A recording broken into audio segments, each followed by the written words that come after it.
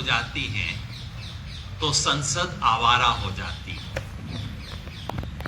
इससे पहले कि आप इतना सुंदर कोट मुझे बताने लगे और मेरे खिलाफ इस संसद की अवमानना का मुकदमा चलना शुरू हो, मैं बता दूं कि ये कोट भारत की संसद के सबसे महान सांसदों में से एक राम मनोहर लोहिया का है। राम मनोहर लोहिया ने कहा था कि जब सड़कें सूनी हो जाती हैं तो संसद आवारा हो जाती है।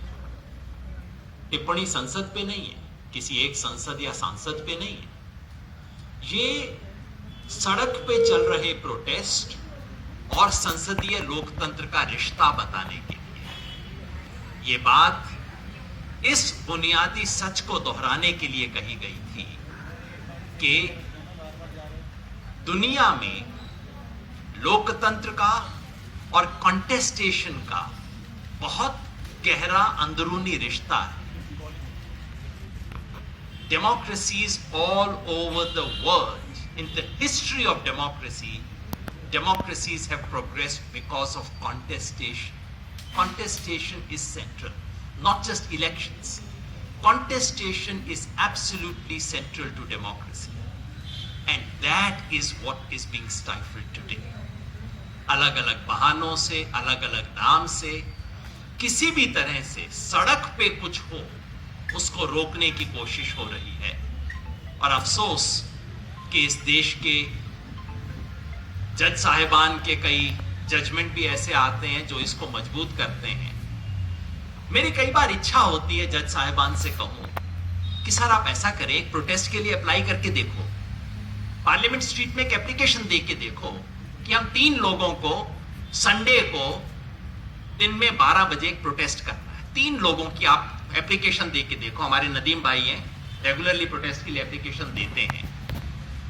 क्या होगा, पहले तो वो एप्लीकेशन रिसीव करने से इनकार कर देंगे, फिर उसके बाद में आपको 2 दिन बाद सीआईडी वालों का फोन आएगा कहते हुए कि कर लेना, मगर हमसे ये मत सोचो कि हम आपको रिसीविंग दे देंगे।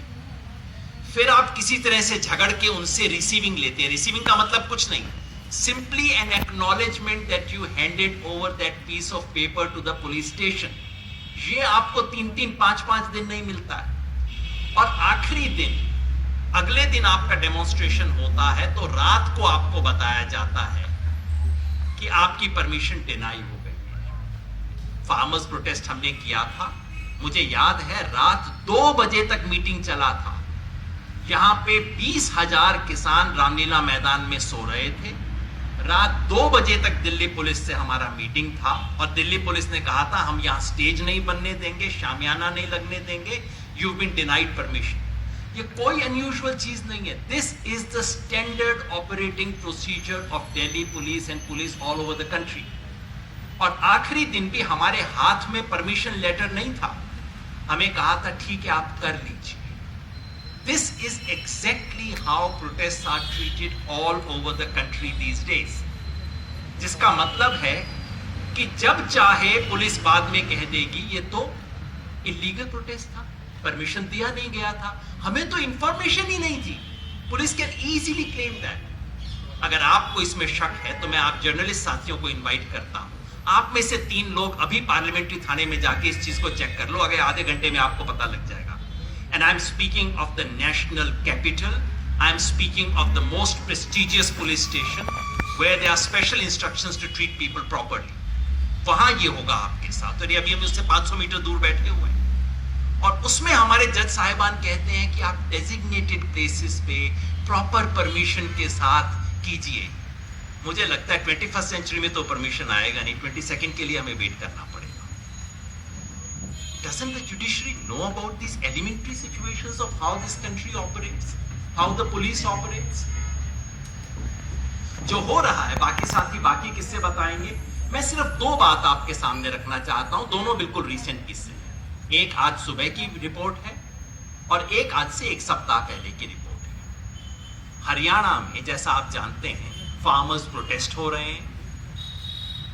इन 3 एंटी फार्मर्स कानूनों को लेके किसान बहुत परेशान हैं, चारों तरफ प्रोटेस्ट हो रहे हैं। बीजेपी उनके फेवर में अब मार्च निकाल रही है ट्रैक्टर पे बिल्कुल उनको भी हक है, जैसे हमें हक है उनको भी हक है फॉर्मल प्रोटेस्ट करने का। 14 तारीख को अंबाला जिले में नारायणगढ़ तहसील में बीजेपी के 2 एमपी, जिनमें से एक यूनियन कैबिनेट मिनिस्टर है, ये उसके फेवर में एक ट्रैक्टर मार्च निकाल रहे हैं। अब जैसा कि आप एक्सपेक्ट कर सकते हैं, फेवर में ट्रैक्टर मार्च निकलते हैं, अपोज करने वाले सड़क पे खड़े होते हैं बेचारे। तो उसके सामने कुछ लोग ब्लैक फ्लैग लेके खड़े हैं, अपोज कर रहे हैं कि ये बिल का हम विरोध करते हैं। सब कुछ डॉक्यूमेंटेड है, वीडियो पे है। इस बीच अचानक ये जो प्रो एक्ट जो लोग डेमोन्स्ट्रेट कर रहे हैं, ट्रैक्टर पे एक 72 साल के बुजुर्ग बैठे हैं, नाम है उनका भरत सिंह। वो अचानक ट्रैक्टर की सीट पे स्लंप कर जाते हैं और फिर 1 मिनट के अंदर बाकी लोगों के ध्यान में आता है कि ये बुजुर्ग थोड़ा गिर गए हैं वहीं पे। मतलब ट्रैक्टर में ऑलमोस्ट जैसे मैं अपनी सीट पे यहां बैठा हुआ, मान लीजिए निढाल होके यहीं पे गिर जाऊं, एग्जैक्टली होता है। Everything is captured on video. लोग भागते हैं, उनको पानी पिलाते हैं, उनको हॉस्पिटल ले जाते हैं। He is declared dead. उनको इससे पहले भी एक हार्ट अटैक हो चुका है, सेकंड हार्ट अटैक था, ही इज डेड। उसके बाद क्या होता है? उसके बाद सबसे पहले तो बीजेपी के स्टेट प्रेसिडेंट वहां पहुंचते हैं उनके कंधे, उनके अर्थी को कंधा देने के लिए। उसके बाद किसानों पे, जो 6 किसान काला झंडा दिखा रहे थे, भारतीय किसान यूनियन के थे, मेरे ऑर्गेनाइजेशन के नहीं थे, लेस्ट यू थिंक कि मैं अपने ऑर्गेनाइजेशन का प्रोपेगेंडा कर रहा हूं यहाँ, भारतीय किसान यूनियन से थे, और उनके खिलाफ एफआईआर होता है। और चार्जेस पता है क्या है? 302, नॉट इवन 307, इट्स 302, मर्डर की एफआईआर की गई है। 7 किसान अब तक अरेस्ट कर लिए गए हैं, इसलिए कि वो काला झंडा दिखा रहे थे। उसका किसी वायलेंस से कोई लेना देना नहीं है, वहां पे कोई वायलेंस नहीं है, कोई हाथापाई नहीं है। उससे 15 सेकंड तक पहले तक फोटोग्राफ में लोग हंस रहे हैं, एक दूसरे से हाथ मिला रहे हैं, और 15 सेकंड में वो डेथ होती है। और मर्डर का मुकदमा इस वक्त दर्ज किया गया है। That's one example. ये नारायणगढ़ है, हरियाणा का, अंबाला जिले की नारायणगढ़ तहसील है। 14 अक्टूबर का केस है, prominently reported. Every video evidence is available in the public domain. दूसरा केस आज सुबह के अखबार में छपा है, ये बॉम्बे का है। आप सिर्फ ये ना सोचें कि बीजेपी को ये बीमारी है, ये महाराष्ट्र पुलिस है, बॉम्बे पुलिस। आज सुबह खबर आई है कि एमआरए मार्ग, कोलाबा और तारदेव पुलिस स्टेशन, इन तीनों की तरफ से नोटिस इशू किए गए हैं। किन्हें? जिन प्रोटेस्टर्स ने एंटी-सीए प्रोटेस्ट में हिस्सा लिया, और जिन स्टूडेंट्स ने जेएनयू में जब वायलेंस हुआ, जिसके बारे में आप जानते हैं, जेएनयू की प्रोफेसर मेरे साथ बैठी हुई हैं, आज तक एक भी व्यक्ति को नामजद नहीं किया गया। उस जेएनयू की वायलेंस के बाद बॉम्बे में टीआईएसएस के और दूसरे कुछ स्टूडेंट बाहर स्ट्रीट पे आए, उन्होंने उसके बारे में प्रोटेस्ट किया। जिन्होंने जेएनयू में वायलेंस किया उनके खिलाफ कुछ नहीं हुआ, एक इंटेरोगेशन तक नहीं है।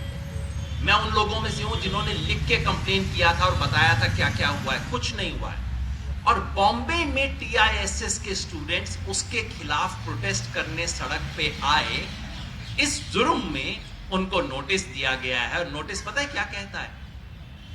उनको सीपीसी की सेक्शन 110, जो कि security for good behaviour from ये क्या बोलते हैं, जो रूटीन बदमाश होते हैं, जो हमेशा गुंडागर्दी करते हैं, हिस्ट्री शीटर्स जो होते हैं, रूटीन ऑफेंडर्स, उस सेक्शन में उन लोगों को बुलाया गया है और कहा गया है आप 1 लाख से 5 लाख तक की श्योरिटी दीजिए, अगले 2 साल में कभी भी आप कोई बेजा हरकत नहीं करेंगे। बेजा हरकत मतलब संविधान को हाथ में लेके हर्षमंदिर की तरह गांधी का नाम नहीं लेंगे।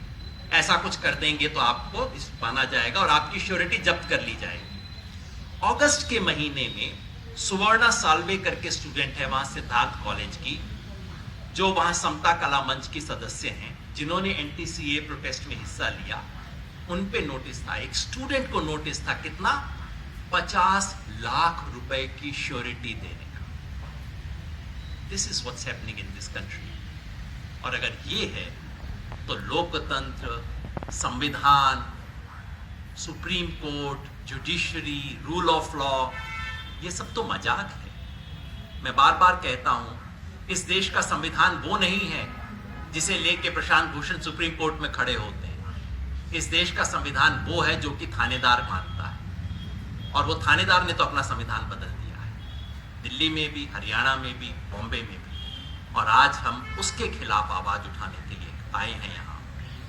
अगर सड़क को सूना करने की कोशिश की तो इस देश में जो कुछ भी बचा खुचा संसदीय लोकतंत्र का है वो खत्म हो जाए।